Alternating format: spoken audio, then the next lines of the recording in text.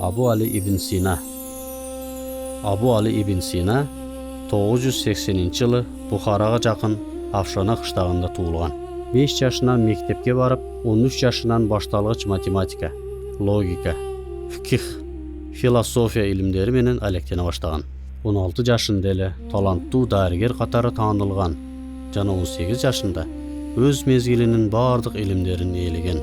2005-2011 жылдары Хорезм Мамун академиясында математика жана астрономия илимдери боюнча изилдөөлөр жүргүзө баштаган.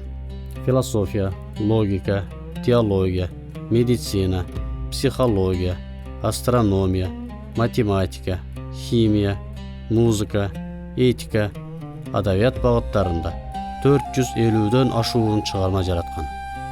Философияда акыл теориясын алдыга сүргөн. Анын көз караштары дүйнөлүк философия илиминин андан ары өнүгүшүнө чоң түрткү болгон.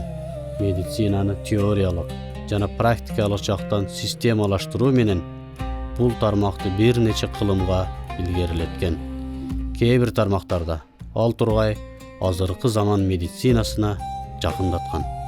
Медицинанын канондору чыгармасы 12-кылымдан баштап латын тилине которулган жана 30 жолудан көп басылып, Европа университеттеринде негизги окуу китеп саналган.